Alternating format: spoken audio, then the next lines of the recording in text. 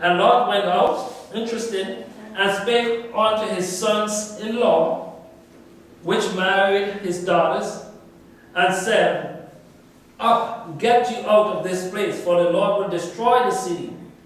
But he seems as one that mocked unto his son-in-law. And when the morning arose, then the angel of the Lord hastens Lot, saying, Rise, take thy wife, thy two daughters, which are here, lest thou be consumed in the iniquity of the city.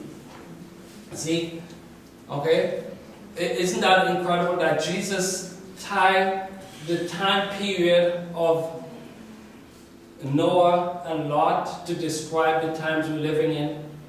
And one of the greatest and most powerful men on the earth, as we know it, declared to us and to the world that he supports same-sex marriage. I say this is not a surprise. The world applaud this. More than 50% applaud this move. But these are the times we're living in, brethren. And when we see these things happen, don't be down on yourself. Don't be discouraged. Don't think, what a man, what a guy. Yeah, of course, we can wonder, you know. But these are the times. Take comfort in the Word of God. Because Jesus said that these times will exist. The men in Sodom and Gomorrah, they had no interest in the daughters that Lot was giving them. None at all. They wanted to have a relationship with the man that came in onto him. And today, we hear of it, whether by newspaper or on television or the internet, or people tweet these days. The trending topic of the day was what Obama did. In fact, he raised, I read, $15 million the next day because of that move. Okay? So we can see the kind of a support that this thing has. And clearly, these are the things that will happen. These are the things that will happen. Not everybody will support this. I will never support same-sex marriage. And I know you will not do that as well. As children of God, we know that these are contrary to God's plan. However, we also know that Jesus said that these times will exist before his return. So when we see these things, look up, brethren. Look up. Don't go on the street with your plaque in your hands condemning this guy or condemning this leader and condemning people. Fine, those who wants to do it. But when we see it, we take comfort in the Word of God. Redemption draweth closer. Our salvation is nearer. The return of Jesus Christ is at the door, my brethren. And God will one day send Jesus. As these angels were sent to Sodom and Gomorrah, Abraham pleaded for that city. And Lot, God had mercy on him. Lot was also tied in with that comfort feeling in Sodom and Gomorrah. He did not want to leave. So what did the angel do? They pulled him out. Get out of this place. Right? And so are we, brethren. We have to separate ourselves from the things of this world and from that lifestyle. If we become comfortable, we may find ourselves falling into that. Many people try different things to see what things are like. It's like anything else. And get hooked. Don't try it. Understand how God created us. Right? And I know, and I say this before, it is possible that some people are born feeling that way. Because sin has a way of following the third and fourth generation. So don't be surprised when a person says that from the child, that is how I felt. I understand. The Word of God is true.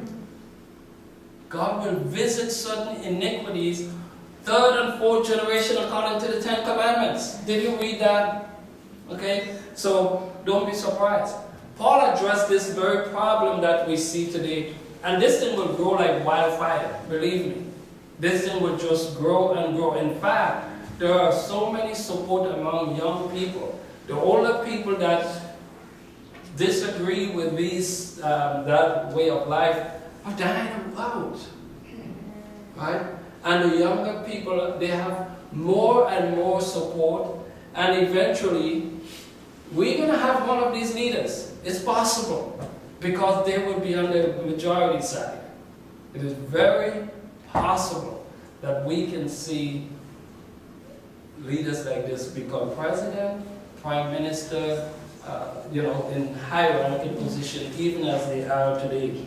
Paul addressed this problem, why things are the way they are.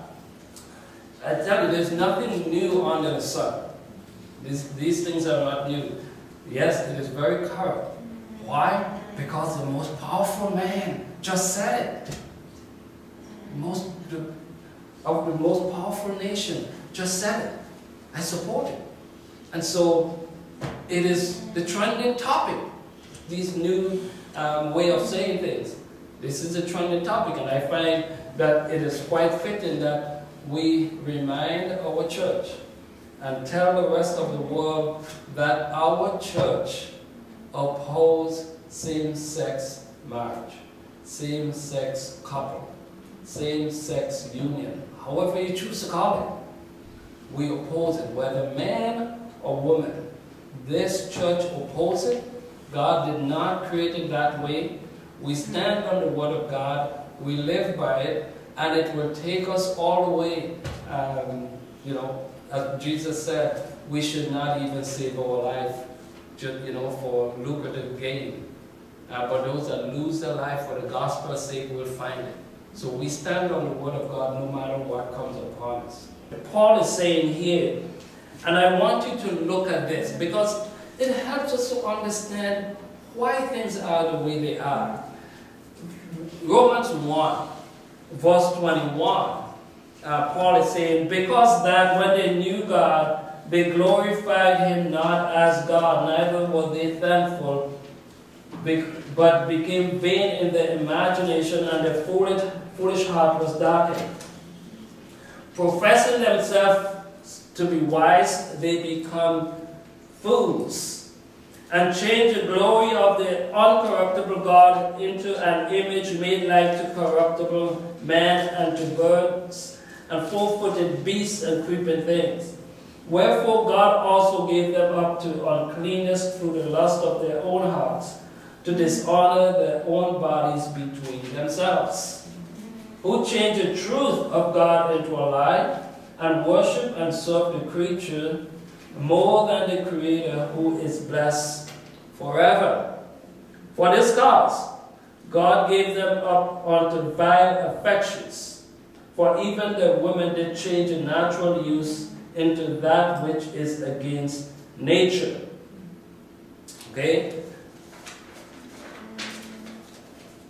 And likewise also the men, leaving the natural use of a woman, burn in her lust one toward another, men with men, working that which is unseemly, and receiving to themselves that recompense of the error which was man.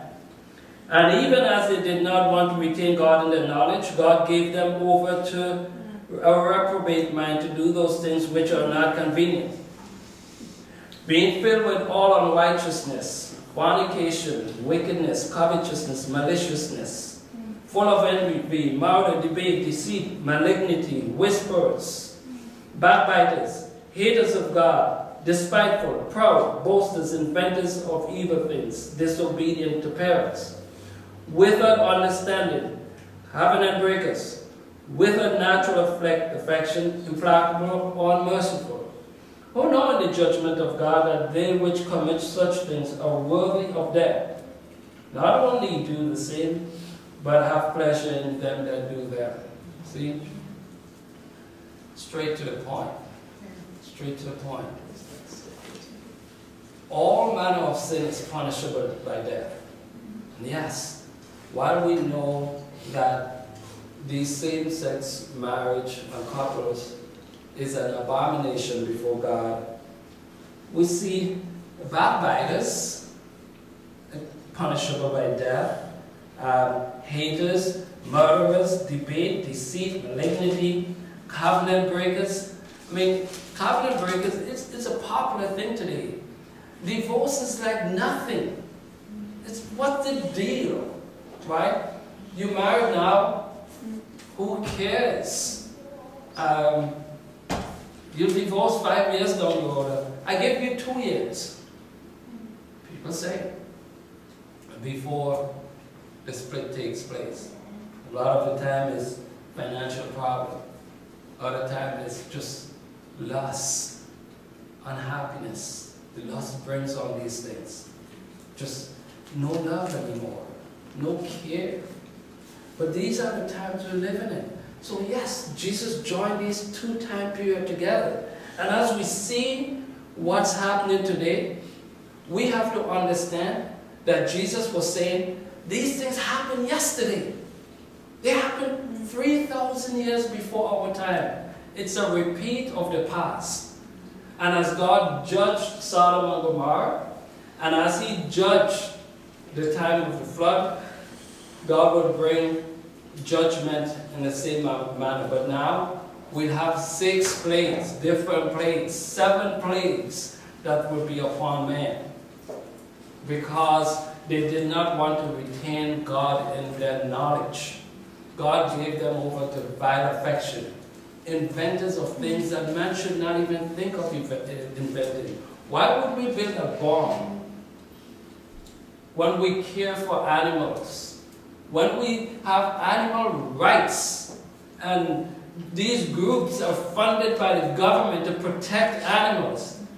But we're going to build a nuclear bomb. What are you going to do with that? Isn't it to kill men? We make it to kill our neighbors and to kill our own people. Like we see what's going on in Syria today. See these massive tanks? You know, I come from these things, massive cannon, these bullets destroying people's homes. I mean, what do people think? How can people live this way? And we live in a very peaceful society today. But that's truly a reflection of the times we're living in too. And we thank God for this, for the peace that we have. And we pray for peace all the time. We pray for our government, right? That they do not make any laws that would go against the people of God. And we know God can control that. But the kind of a peace that we see, it's almost like that's sleep that we go through. Things happen and we don't even care about it. This country saying, sure, same-sex marriage, 80% supported in this country. Can you imagine that? And it's okay. We think it's okay. Me, I don't think it's okay. But the vast majority think, what's the deal? You live there, they don't harm you. But it's against God. And that's what we say. It is against the commandments of God, the union that God created. And when we go against God's law, God will judge us. And all manner of sin, let me remind you, not these people only.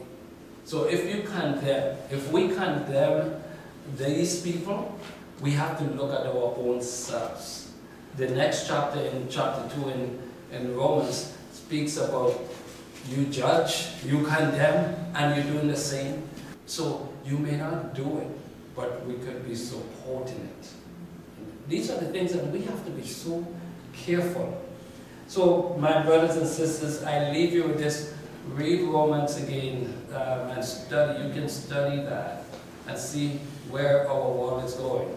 Look at what Jesus said and understand the times we're living in. While we do not condone these things, we know that these things will happen. Take comfort in the Word of God.